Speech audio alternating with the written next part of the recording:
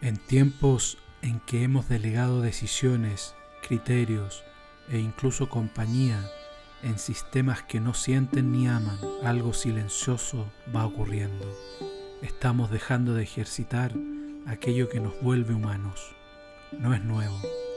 El arte, la filosofía, el cine, la literatura, la cultura lo vienen narrando desde hace décadas atrás. Nos han advertido de mundos donde el control minimiza la sociedad, la eficiencia reemplaza la experiencia, la conexión se vuelve interfaz, el aprendizaje deja de ser una vivencia y máquinas deciden los destinos humanos. Sin embargo, la humanidad siguió avanzando hacia aquello que nos ha ido deshumanizando. Son tiempos difíciles, exigentes, oscuros, pero también muy desafiantes y estimulantes.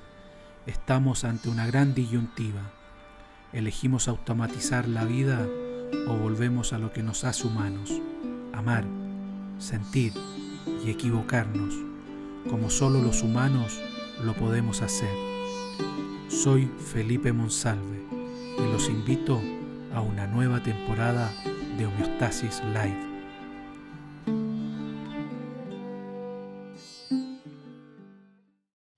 Javier, gracias por haber aceptado la invitación de venir a este ciclo de nuevas conversaciones de Homeostasis Live. Mucho gusto, Felipe. Te agradezco mucho. Estaba pensando en, no sé si estáis al tanto, pero salió una información de unos estudios de una universidad holandesa con una universidad española, catalana, unos estudios científicos y sociológicos que se llaman la fórmula 330-300. ¿Estáis al tanto? ¿No? No, pero el número 3 tengo simpatía, así que... Debe estar bueno. Claro, es armónico, tiene que estar bueno. Y sí, es impactante porque se refiere a lo siguiente. Estas universidades, estos estudios dicen que un grupo de científicos, académicos, médicos, empezaron a observar que en ciertas ciudades, en ciertas comunidades, habían menos problemas de enfermedades mentales por sobre el común y silvestre realidad de las comunidades donde están habiendo cada vez más enfermedades mentales, depresión, esquizofrenia, etcétera, etcétera, etcétera. Y empezaron a averiguar por qué en estos lugares hay menos enfermos mentales, menos problemas mentales que en estos otros. ¿Y cuál fue la conclusión? Y se remiten a esta fórmula del 3-30-300. Dicen, en aquellos lugares donde se observaron que habían menos cantidad de personas con enfermedades mentales, alrededor entre un 10 y un 15%, que no es poco, compartían ciertas características. ¿Cuáles eran estas características? Que desde la ventana de donde tú vives, al menos observes 3 árboles. Ahí tenemos el 3. Que en el lugar de donde vives, en el barrio donde vives, al menos ese barrio tenga un 30% patrimonio natural. Ahí tenemos el 30. Y el 300 se debe que al menos en ese barrio tenga un parque a menos de 300 metros. Quienes compartían esas características tenían 15% menos de enfermedad mental.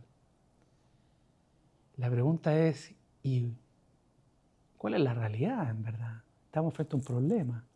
¿Qué cantidad de población en Chile y en la humanidad cumple con esa regla? 1 y 2, la importancia de la vida natural para estar sano, para estar humanamente apto, viviendo tu humanidad. Vos que estuviste toda tu vida, has estado toda tu vida vinculado a la naturaleza, a hacer emprendimiento en la naturaleza, a llevar la humanidad a la naturaleza. Fuiste uno de los precursores en Chile de generar experiencias en mundos naturales. ¿Cómo ves esta información de este estudio que ha estado todos estos años involucrado en estas temáticas? O sea, no me cabe duda que la gente se ha hecho menos feliz habitando una ciudad, desarraigándose de lo esencial, durmiendo sin oscuridad, sin silencio, porque esos son los parámetros con los que fuimos definidos como raza. Entonces, cualquier cosa que no sea cohabitar con la naturaleza es, en el fondo, una vulneración de esa condición primigenia. Entonces, me parece del todo lógico que así pase. La ciudad enferma. Yo creo que lo he hecho siempre, en forma psicológica, en forma biológica, biomagnética, en fin. Así que me parece, yo no vivo en la ciudad, no quiero vivir en la ciudad y creo que la gente que deja el campo por venir a la ciudad, con alguna razón muy comprensible en el mundo moderno, termina tarde o temprano sufriendo esas cosas que tú dices, pues esta incapacidad de disociarse en lo otro, esa otredad que la constituyen estos seres biológicos, sin duda que son un sostén para tu cuerpo energético, tu ser. Así que, pero así están las cosas desde hace mucho ya. ¿Vos has visto en el tiempo una progresión como que rompimos o aumentamos la velocidad de esta curva en que nos fuimos desapegando del mundo natural? Chile era un país pobre, rural, pero estaba involucrado con el campo, al menos. Sí, yo en el fondo lo he vivenciado, esa pérdida de naturalidad. Antes, ¿no es cierto?, cuando Santiago llegaba hasta Estoril, hasta Tabancura, y después tú ibas para allá, acuérdate que estaba el Far West, estaba donde estaban los trenes, el Plate Train, tú veías árboles. Ves fotos de la escuela militar tomada, ¿no es cierto?, el año 40, veías todo el campo, sí. Sin duda, ¿no es cierto?, que hemos ido perdiendo patrimonio natural. El mismo lugar donde yo vivo, en el Rayán, había una lechería antes. Hoy en día la cantidad de habitaciones es mucho mayor. Yo todavía estoy muy en el fondo, entonces permanezco un poquito alejado de todo esto. Veo las estrellas en las noches. Veo agua de pozo, pero sí, yo he vivenciado esa pérdida de ese hogar, ¿no es cierto?, de ese lar, de esa sensación de ser sostenido que te ofrece la naturaleza, ¿no es cierto?, que respira, que se mueve. Sí, sin duda que sí. ¿Y tu vínculo con la naturaleza, con lo natural? ¿Por qué un muchacho, un joven, decide... Vos estudiaste ingeniería, vos sos ingeniero. Sí, ingeniero civil. Pero de muy muchacho, muy joven, te metiste en la naturaleza, empezaste en el kayak, te fuiste al Pucón, todo ese sector, Villarrica, pues pasaste a la Patagonia. ¿Cuál fue la pulsión en vos a esa edad, veinteañeros, quizás llegando a los 30, de querer conectar con la naturaleza en los años, estamos hablando de los 90? O sea, yo hice mi universidad en los 80 y en los 80 hice los cursos de montañismo que se hacían y con eso salí bastante hacia afuera. Pero yo te diría que lo que me tocó a mí, o sea, si uno pudiese decir de que en esta relación Con la naturaleza existe un vínculo biológico, energético, es que yo crecí en una casa con jardín, con un bonito jardín. Y lo que acontecía en ese jardín, la variedad de los árboles, el relieve del jardín, las frutas de la higuera, el damasco que caía, un pinito, era un jardín pequeño, a lo mejor no tan pequeño, pero relativamente pequeño, donde pasaban cosas, donde los árboles se manifestaban, donde las hojas, las enredaderas, todo se expresaba, las flores, había jazmín,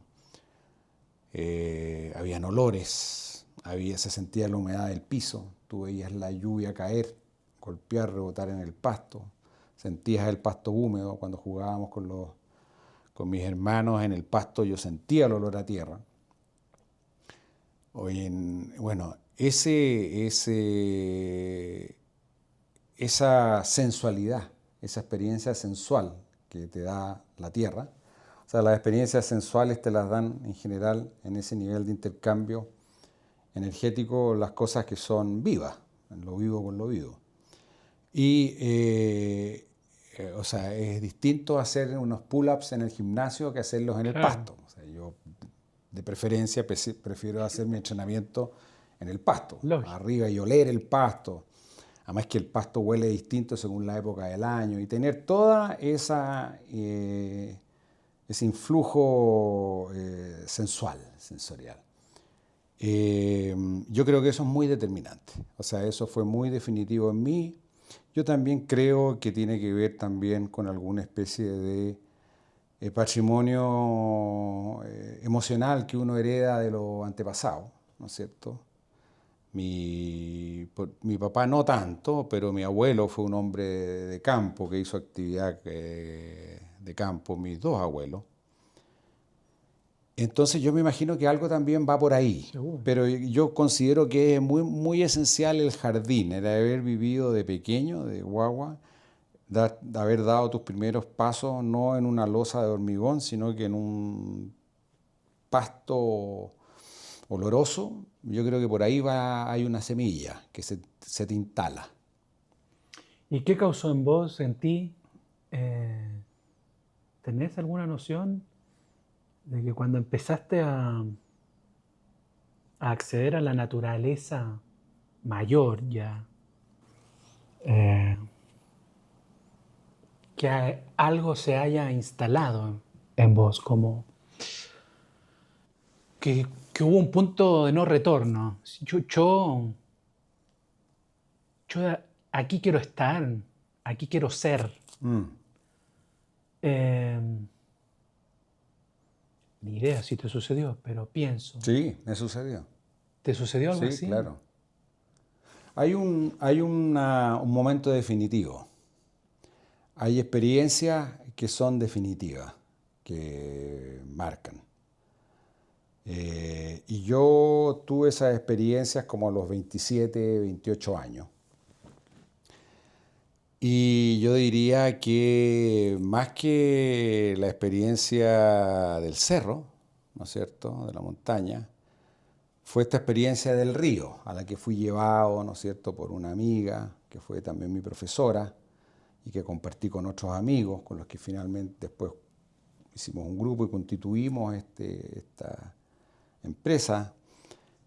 Pero fui llevado a ese espacio acuático dinámico, porque en el fondo no, tiene su particularidad. El río tiene un relato, tiene una presencia, una expresión que es bastante intensa. Claro. Cuando te metes ahí a remar, digamos, en los rápidos, y te abraza por completo, o sea, te toma del todo. Yo te diría que para mí, además que se siente, no solo se huele, sino que se siente por tu piel, la piel, que es el organismo más grande, el órgano más grande que tenemos en el cuerpo, está completamente expuesto. Si andáis con un traje térmico, bueno, en esos años andábamos así bien en pelota nomás, pero era bien desprovisto la práctica. Entonces quedabas totalmente envuelto en eso. Y mira, yo te diría que son cosas esenciales, fueron, así que me marcaron profundamente, fue esta sensación del río, esta experiencia completa, plena, que cuando tú nadas en el río quedas totalmente inmerso en este medio. Entonces, esa entrega, ¿no es cierto?, donde tú no tienes el control. Yo, bueno, no fui un montañista profesional ni nada así, era un montañista de media montaña que se llama, entonces todos los lugares a los que yo iba tenía mediano control de la situación donde andaba, hice un poquito de escalada en roca, pero normalmente yo sentí que esos umbrales de lo que es medible, no medible, controlable, no controlable, en el río son más difusos, no se alcanzan a apreciar. Entonces yo encuentro que eso fue muy notable como experiencia, como registro energético. Y después, bueno, corriendo el riesgo de a lo mejor no sé, de entrar en lo inapropiado, las experiencias con medicinas ancestrales, que son expresión de la naturaleza, que son, ¿no es cierto?, ya sea si las ingieres, no sé, de distintas formas, te llevan a un estado de encuentro, de conexión, que son de alguna manera entrar a ese mundo dentro de tu cuerpo, en tu organismo, asimilarlo. Acuérdate que ahora dicen que en el estómago hay una cantidad de neuronas, sí. Entonces todo eso.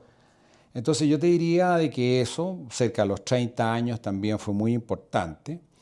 Y a mí me pasaba que yo era volado.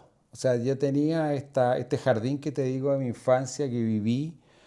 Lo viví de una manera muy particular, porque yo podía estar sentado, así como estoy ahora, mirando y sintiendo una hora en esta contemplación, que yo en ese momento le llamaba la contemplación del estar nomás.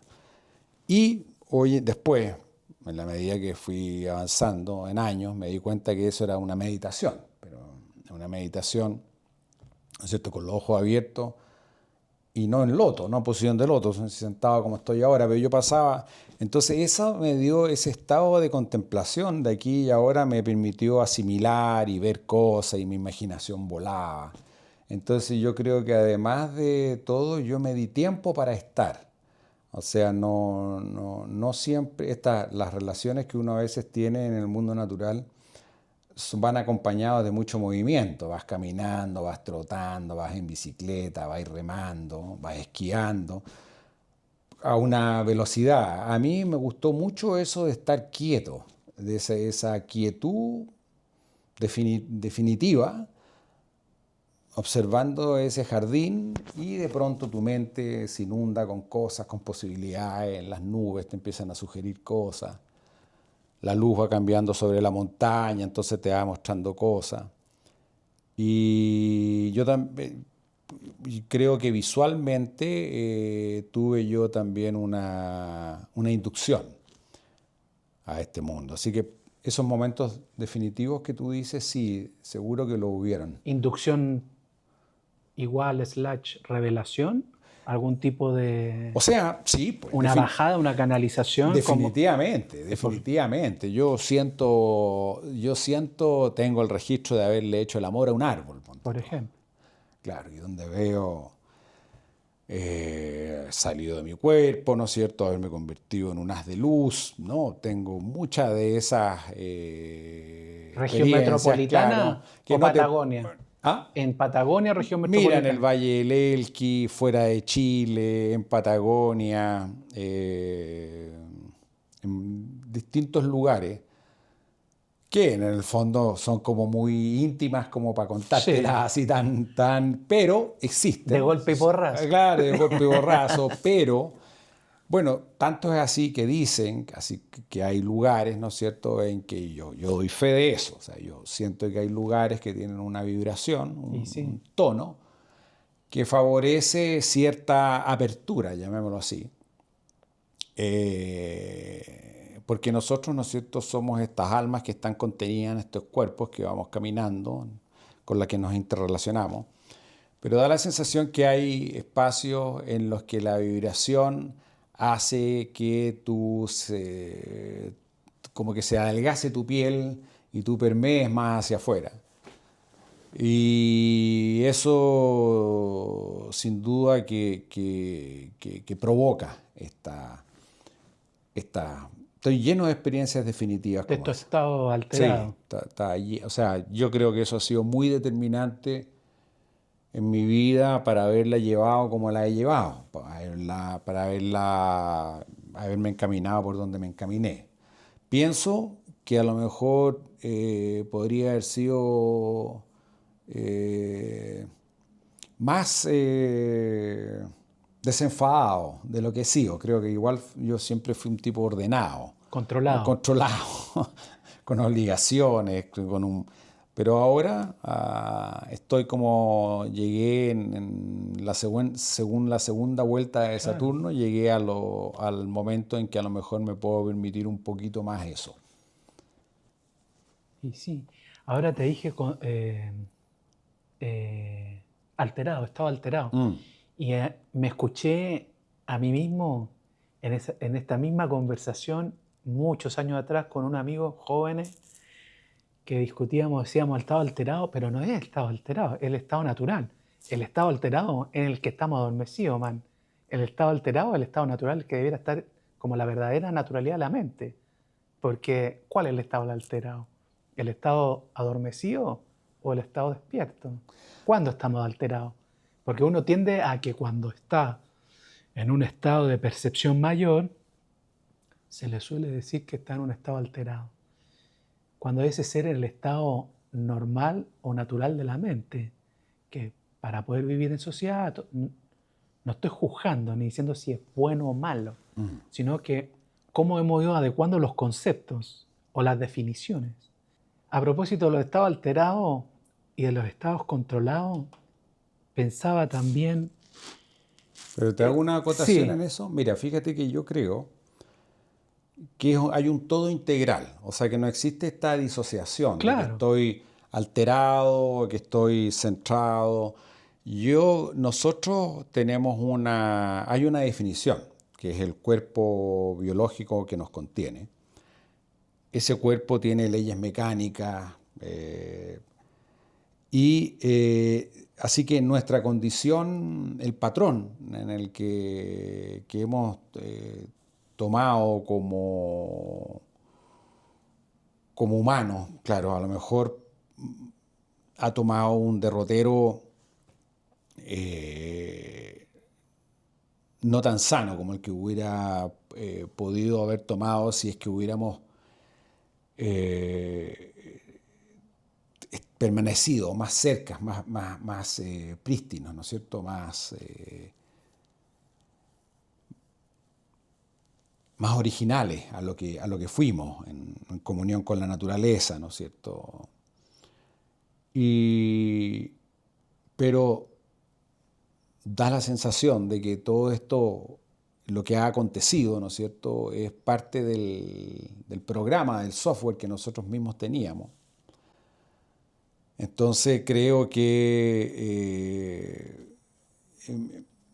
no existe una disociación per se, sino que no es existe... esto lo otro, sino que Es un esto y lo conjunto, otro. exactamente, Claro. es un conjunto con el que uno negocia, así como con el cuerpo. Correcto. ¿Sí? Yo he estado en situaciones en que he sentido que el cuerpo me pesa, que quisiera no tener este cuerpo, quisiera ser mucho más sutil, para, ¿no es cierto?, ser luz y a lo mejor entrar a un estado más diáfano, menos denso, pero el hecho es que sí lo tengo y me encanta y sí lo disfruto y me permite una interacción con otros seres maravillosa. Entonces, yo pienso, es eso, hay como un ser ambas cosas y yo no veo que haya conflicto en eso, sino que simplemente hay que ir Cada cual tiene que ir avanzando en conociéndose a uno mismo y explorando ambos ámbitos y decir y ver qué toma de uno y qué toma del otro. Pero claro, ciertamente, y en ese sentido yo siento que nosotros vamos avanzando muy positivamente como humanidad. O sea, me parece que hay mucho más conciencia hoy que hace 30 años, definitivamente, ¿no? Lo creo. Pero también se acentúan las aberraciones, ¿no es cierto? Los extremos. Da la sensación que a veces como que se polariza más, sobre todo hoy, en el momento que vivimos hoy en día. Pero bueno, no, todo esto son simplemente sensaciones, ¿no es cierto? Percepciones. Percepciones, no tengo ningún fundamento para sostener algo así, es una cuestión muy, muy personal. Dentro de esto me causó curiosidad de que ves que la humanidad está en mejor condición eh, o con mayor grado de conciencia, pero que también de la mano con las aberraciones. ¿Cuáles serían las aberraciones que estás viendo que también han empezado a aparecer en la humanidad y que pueden, supongo, poner en peligro esta mayor percepción o grado de conciencia en que está la humanidad? Mira, señalarte cuáles son esas... No, sí es esto acá. Claro. Pero digo... Pero mira, te voy a responder Sí. de la siguiente manera. Más que referirme a lo que siento que está mal o muy mal o peor que antes o nunca habíamos estado tan mal, más que hablar de eso, Sí. yo creo, o sea, lo que me ha tocado ver es que si nosotros sumáramos la conciencia en términos de la cantidad de individuos que están vibrando en ese tono, digamos, que te hace más consciente, yo creo que nunca antes había habido tantas personas como las que hay hoy vibrando en esa frecuencia. Entonces, claro, tú decís, bueno, pero es que antiguamente había una menor población, entonces hoy contra la población que hay, si tú mantienes el mismo porcentaje, es más o menos lo mismo. No, yo creo que en términos porcentuales, ¿no es cierto?, la cantidad de gente que está con esta atención ha aumentado. Y viviendo en la ciudad. O sea, no te estoy hablando ¿no es cierto?, de los esquimales ni los nepaleses viviendo, ¿no es cierto?, en el Valle de la Napuina. Claro. No, te estoy hablando de gente viviendo en la ciudad y teniendo conciencia de lo que sucede y buscando, ¿no es cierto?, teniendo este llamado a esta expresión más natural. Yo lo veo en los niños, ¿no es cierto? O sea, yo siento de que la generación actual, mis hijos que tienen 20 años, yo siento que ellos, muchos de ellos emocionalmente, siento que están mucho más libres de obligaciones y deberes seres que nosotros a mi edad. Entonces yo veo, fíjate, claro, hay amenazas, pero te dije que no iba a hablar de esas, Sí. ¿no es cierto? Pero siento que esa masa crítica vibrando en dirección a este estado más consciente es mayor, gravita más en términos de la población total. Esa es mi impresión. Y se manifiesta, ¿no es cierto? Y hoy en día las redes sociales son un mecanismo antiguamente, si tú tenías algo importante o algo de esa naturaleza que comunicar, ¿no es cierto?, tenías que editar un libro, imprimir, conseguirte un programa de radio, ¿no? Hoy en día tú tienes la capacidad de llegar, si tú tienes ese algo que entregar.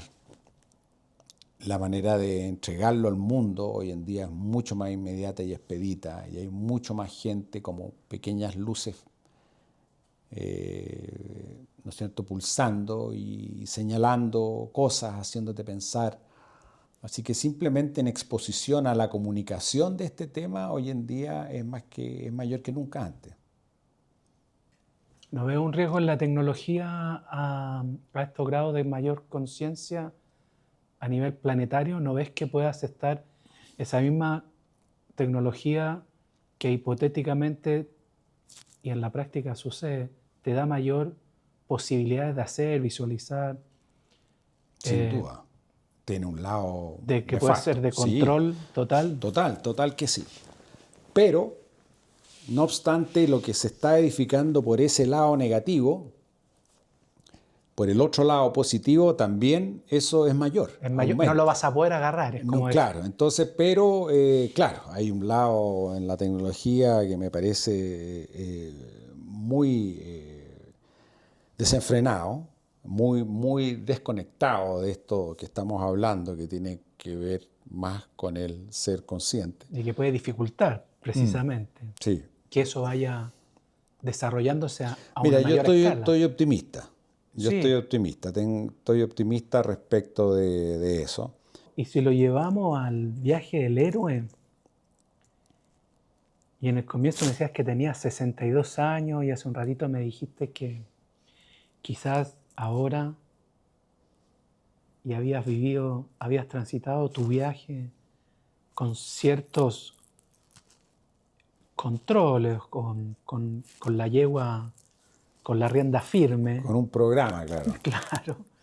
Con un guión. Bueno. Claro. A tus 62 años, ¿en qué trayecto sientes vos que estás en este viaje? ¿Vas todavía en la ida y no has llegado? ¿O ya llegaste y vas regresando a Ítaca, por así decirlo? Mira, no sé. No veo esta cosa lineal, ¿no es cierto? Bueno, el viaje de Ulises a lo mejor fue una especie como de círculo, así que se cerró, partió en Ítaca y terminó en Ítaca. Yo, en este caso, bueno, el viaje parte en el nacer y termina en el morir, claro, y ahí, antes de aquellos eventos esenciales, sin duda que hay un cierre de círculo, llegas a lo mismo, al alma, ¿no es cierto? Yo pienso que estoy en este momento, en esta proceso de entendimiento o de definición de lo que va a empezar a ser. O sea, yo creo que definitivamente ya lo otro que he sido ya fui. O sea, sigo siendo padre. Yo diría que esa es como la definición más clara, con la que más cómodo me siento. Sigo siendo un hombre sano también, que eso me gusta. Sigo en este afer con la naturaleza permanente, pero estoy mucho más lento que antes, viajo mucho menos que antes, tengo mucho menos capacidad física que antes, me gusta mucho más la tranquilidad.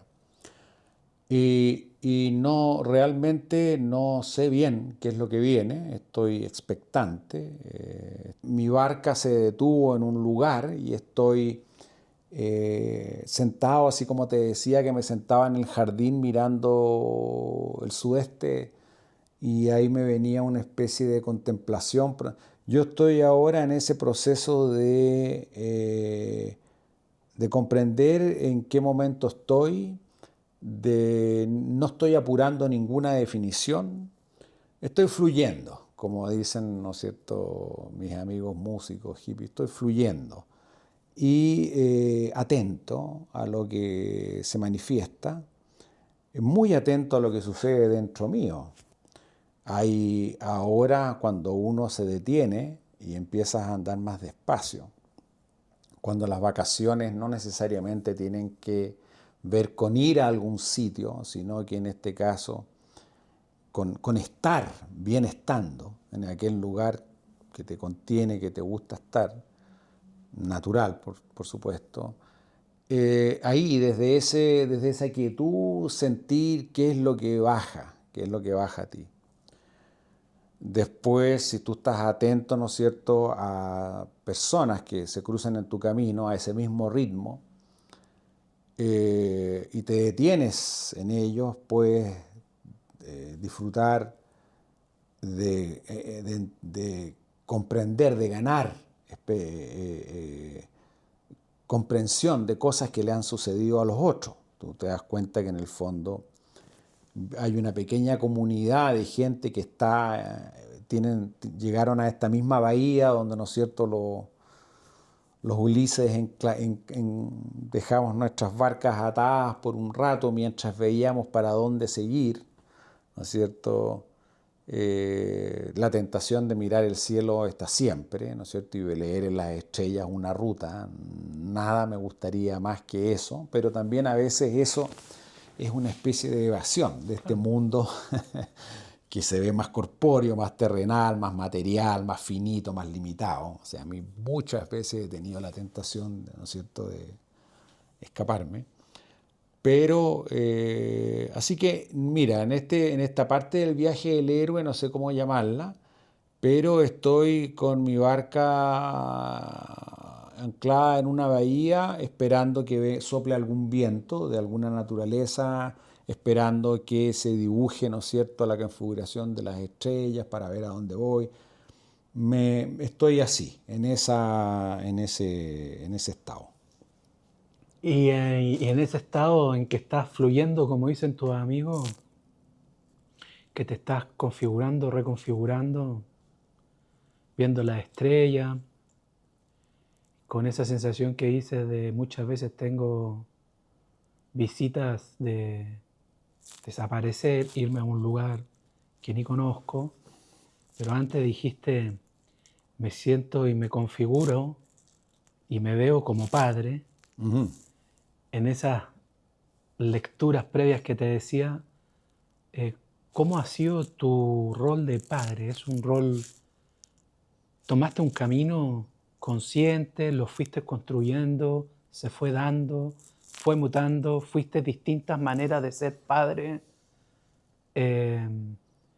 ¿Cómo está tu masculinidad en el paternar? ¿Cómo se construye, constituye tu persona en ese rol? Mira, yo me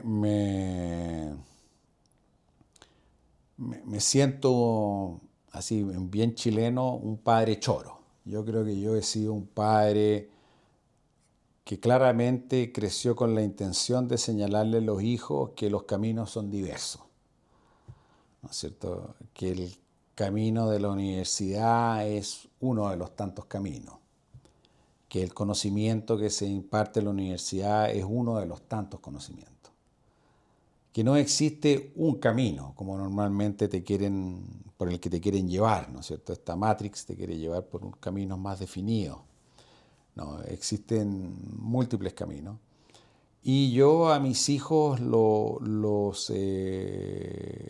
una cosa a la que me he abocado bastante, y también en compañía de la madre de ellos, es a que vean el mundo. O sea, los hijos míos desde chicos han ido a estar, a sentir lugares donde los alfabetos son otros alfabetos, donde las personas hablan otros idiomas que no se entienden, que no son los idiomas que se ven en la televisión, donde las iconografías son otras, donde los animales son otros, los árboles son otros. En el fondo yo como padre he procurado que estos chicos salgan a ver ese mundo no occidental, así, pero en forma...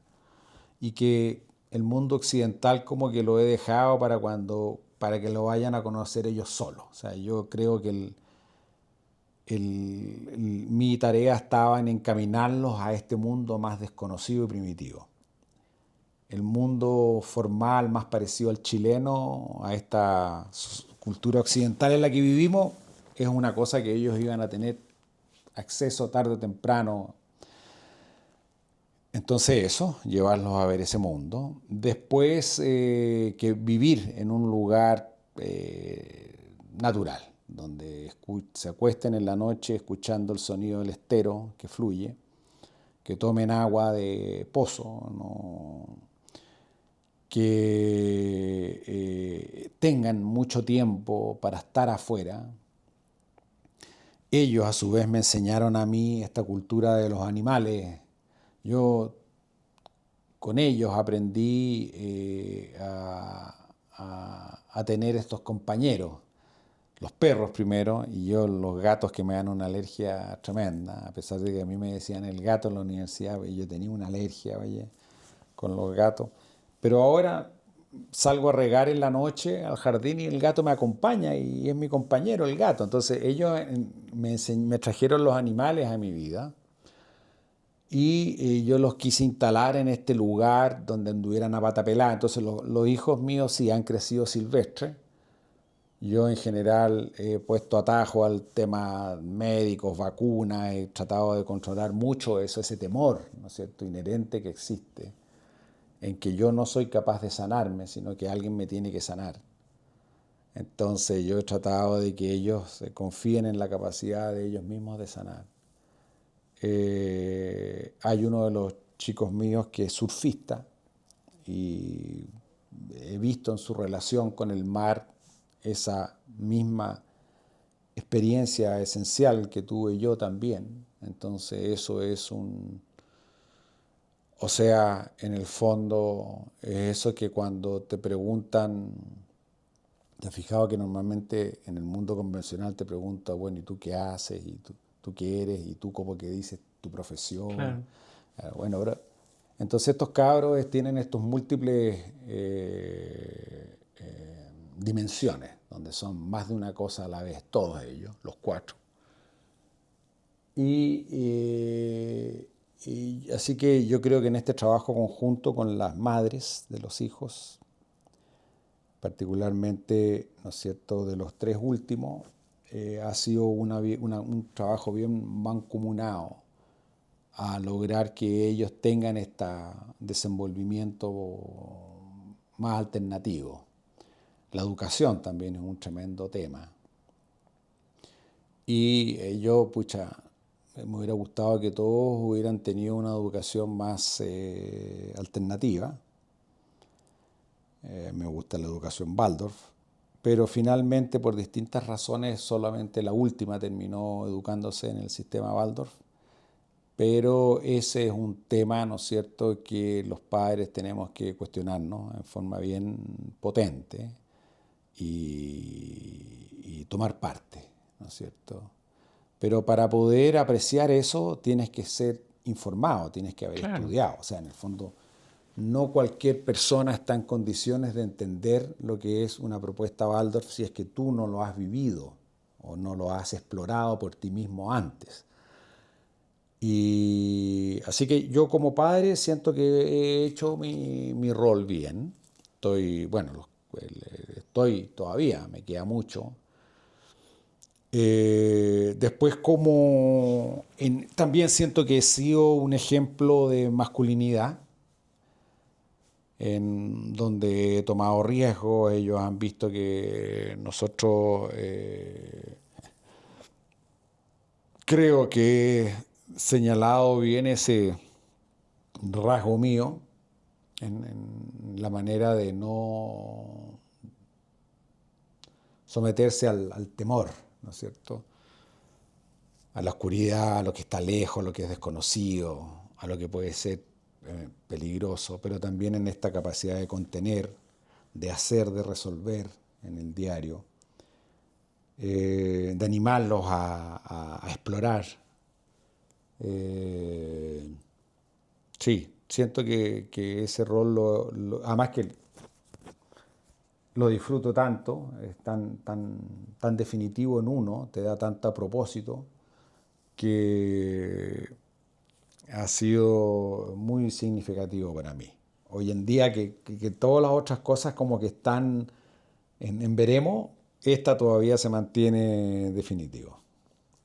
Hagas lo que hagas después de aquí, lo que salga del barbecho, de cuando salte la embarcación de Claro, nuevo. no sé cuándo será, pero El rol lo tengo, lo asumo hasta el sí, último día. totalmente.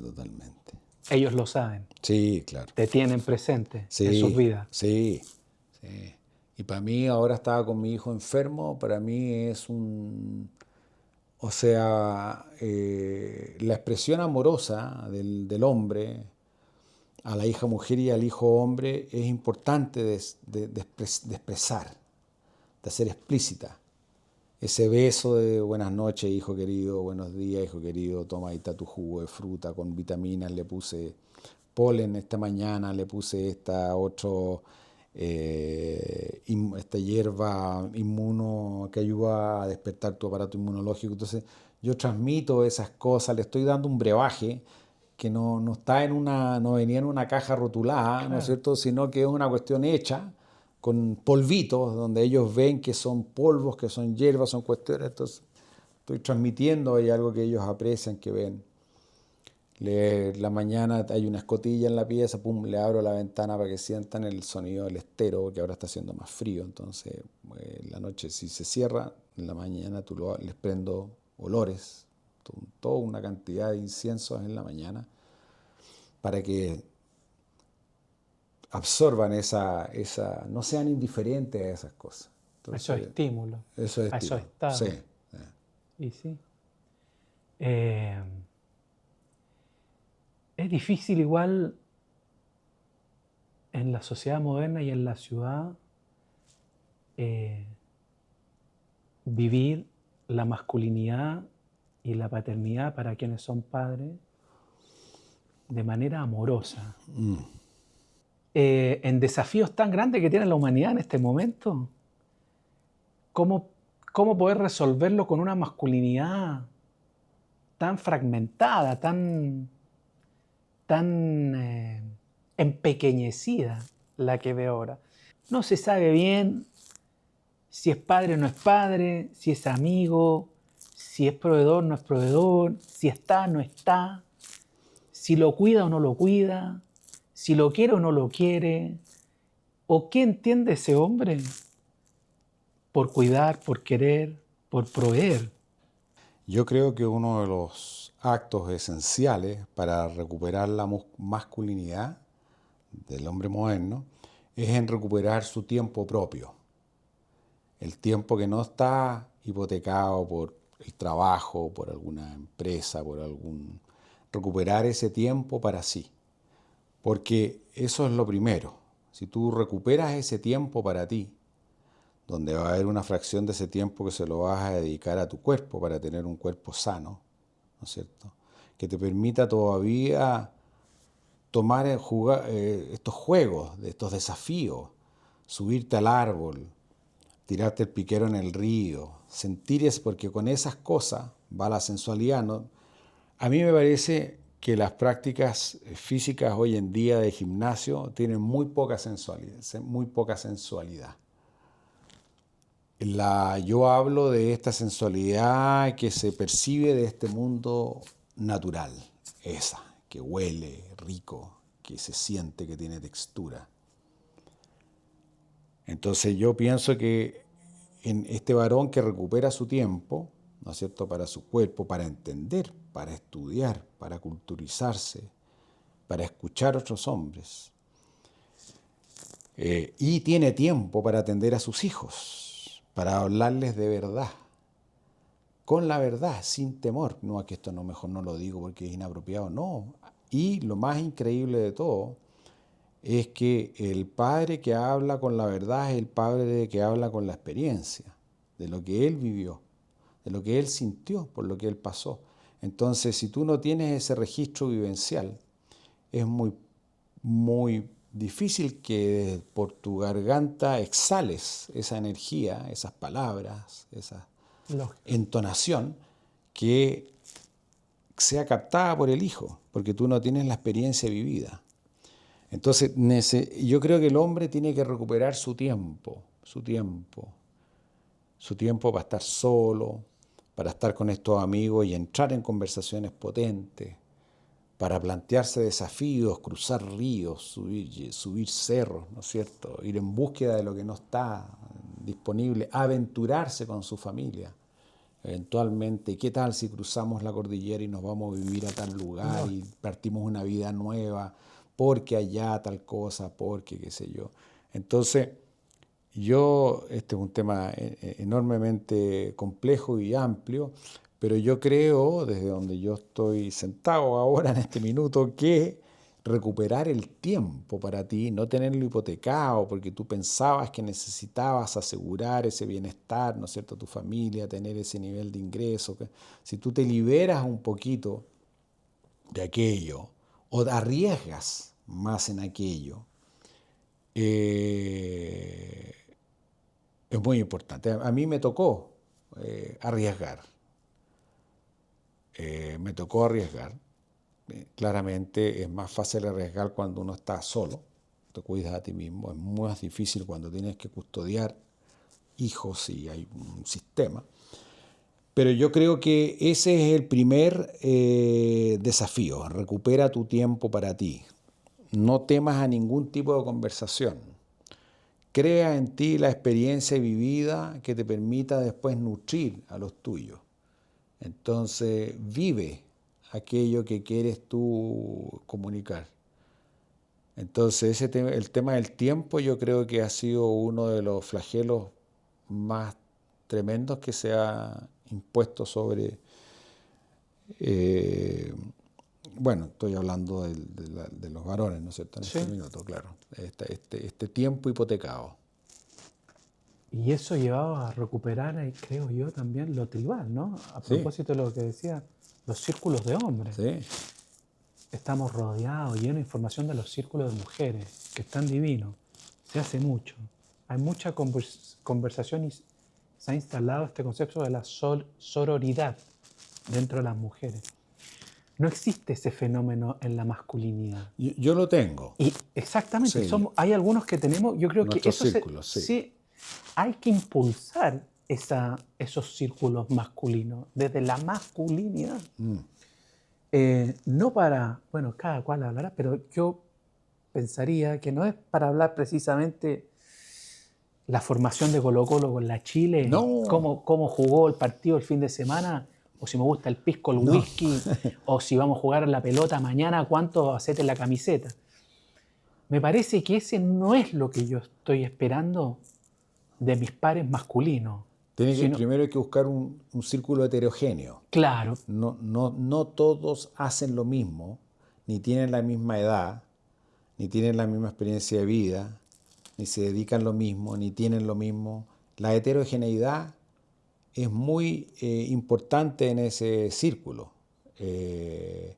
Y la conversación sincera, ¿no es cierto?, aquella que no omite tus imperfecciones, donde tú no escondes nada, donde te expresas sin temor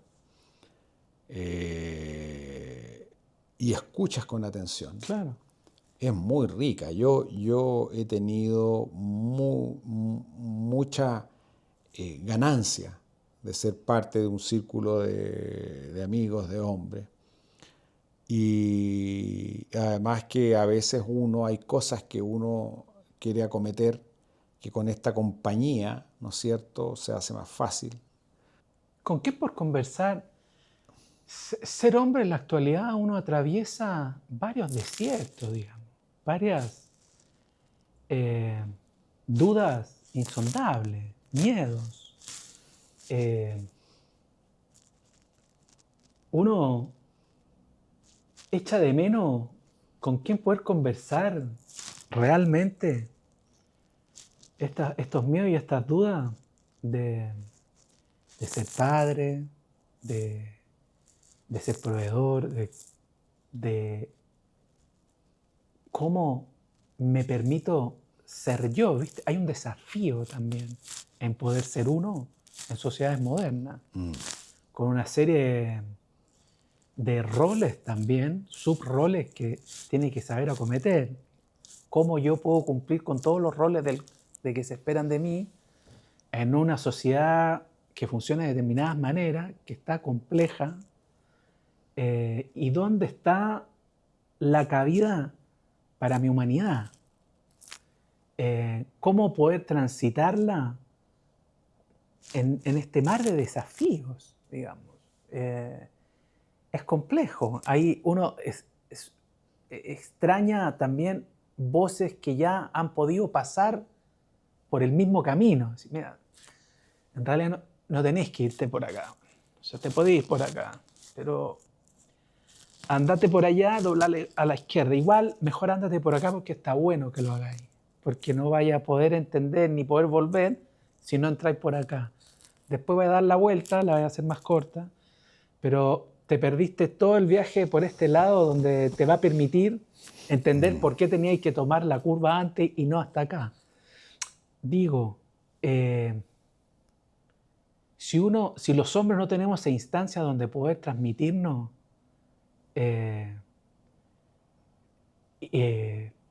información valiosa en cómo poder enfrentarnos a situaciones que son complejas, desde el laburo, desde el trabajo, desde el dinero, desde el desarrollo personal, desde el amor, de cómo amar, en fin.